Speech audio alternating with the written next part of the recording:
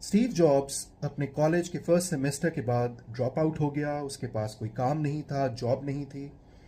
ये वो मौका था जहाँ पे उसने कैलीग्राफी यानी खत्ताती की क्लासेस अटेंड करना शुरू की, प्योर अपने फ़न के लिए, अपने शौक़ के लिए। जहाँ पे उसने हरूफ, अल्फाज, अल्फ़ाबेट्स को लिखते हुए देखा। वहाँ पोस्टर्स थे, ड्राइंग्स थी, उसमें स्पेस किस तरह दी जाती है, छोटे बड़े अल्फाज क्या होते हैं, ये उसको सीखने का मौका मिला। उसे नहीं पता था कि क्या कभी ये उसके इस्तेमाल में आएगी या नहीं।